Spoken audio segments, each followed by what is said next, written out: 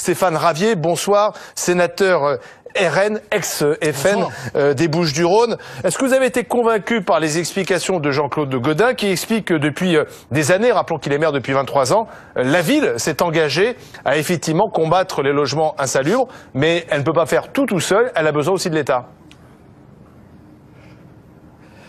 Écoutez, en ce 100e anniversaire de la fin de la Première Guerre mondiale, permettez-moi de citer l'un des artisans de la victoire, Georges Clemenceau.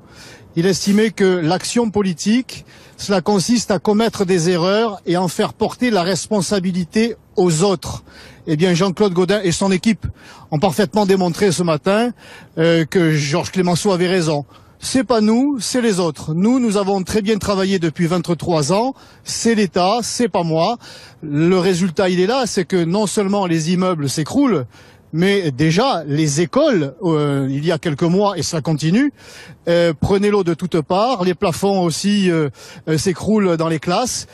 Jean-Claude Gaudin et son équipe sont dans le déni permanent. Même s'il est vrai que l'État, depuis la présidence de Nicolas Sarkozy, cela s'est accentué avec Emmanuel Macron, n'aide pas Marseille et a mis Marseille, je dirais, lui fait subir une diète financière. Il manque beaucoup d'argent à Marseille pour financer les équipements publics et notamment la rénovation urbaine. Alors Jean-Claude Gaudin, lui, répond à toutes ces critiques. Hein. Certains l'ont accusé d'être indirectement responsable de la mort de ces personnes après l'écroulement des immeubles. Lui, il dit, l'heure n'est pas aux polémiques, aux anathèmes. Je refuse de démissionner. Le capitaine démissionne quand il y a une tempête, interroge-t-il?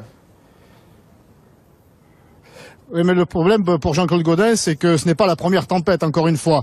Alors moi, je ne dis pas qu'il est responsable de la mort de ces malheureux, mais il y a une responsabilité évidente de la mairie de Marseille dans la gestion de la rénovation de ces logements insalubres. Hein, vous le savez, 40 000 logements sont dans cet état et nous le savons depuis des années.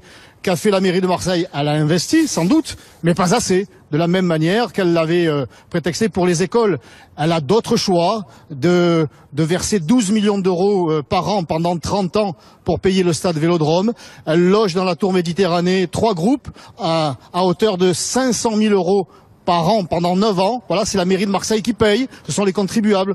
Voilà de l'argent qui pourrait être investi, qui aurait dû être investi dans la rénovation de ces immeubles, par exemple. Alors on parle beaucoup de ce rapport qui a été remis en 2015 et qui dénonçait justement le logement insalubre, qui parlait de 100 000 habitants concernés, 40 000 logements concernés, 13% du parc de résidence principale.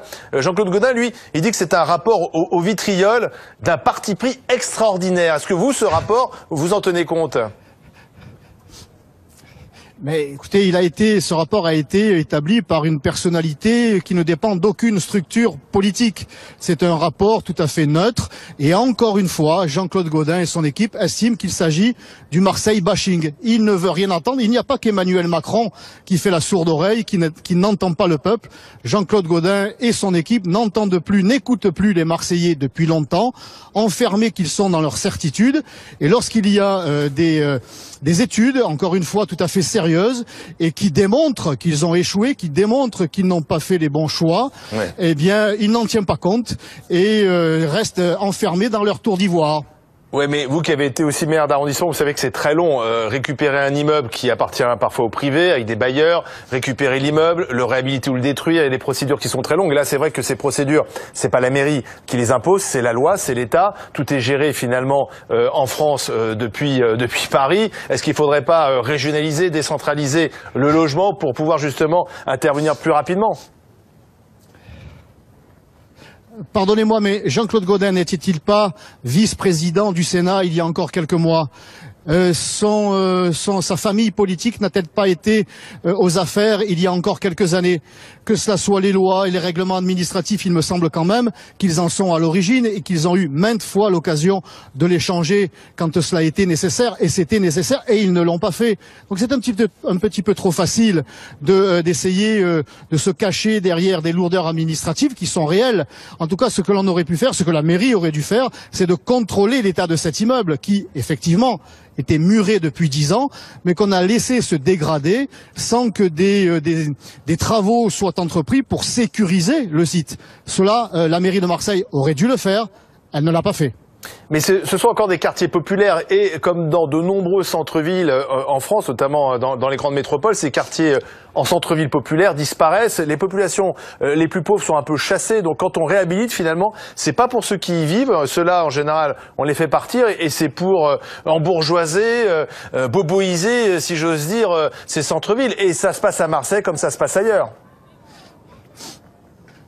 Effectivement, encore une fois, c'est un choix politique que de rénover dans l'intérêt des Marseillais ou dans l'intérêt des promoteurs. Jean-Claude Gaudin et son équipe, encore une fois, moi je répète qu'il n'est pas le seul à prendre des décisions, à rénover des quartiers entiers, mais au profit des promoteurs, notamment des promoteurs venus d'outre-Atlantique, au détriment de l'intérêt du peuple marseillais. C'est un choix, ce n'était pas le mien. Donc une dernière question, Jean-Claude Gaudin qui a décidé de ne pas se représenter, il est temps que ça s'arrête? Pardonnez-moi, mais je n'ai pas entendu. Oui, alors il y a un petit malin derrière vous. Non, je disais, Jean-Claude Gaudin, oui. semble-t-il, ne va pas se représenter, il est temps que les années Gaudin s'arrêtent? Jean-Claude Gaudin ne va pas se représenter, mais il y a derrière lui des bébés Gaudin, c'est-à-dire des responsables politiques qui doivent, eux aussi, et peut-être même eux d'abord, assumer la responsabilité de ce qu'ils ont cautionné. Et manifestement, ils veulent se présenter pour occuper la place de Jean-Claude Gaudin. J'ai bien peur qu'avec eux, ça sera la même politique. Alors les Marseillaises et les Marseillais, effectivement, en 2020, auront le choix de continuer avec cette équipe-là, qui est aux affaires depuis 23 ans, ou changer avec Stéphane Ravier, par exemple. D'accord. Bon, merci Stéphane Ravier.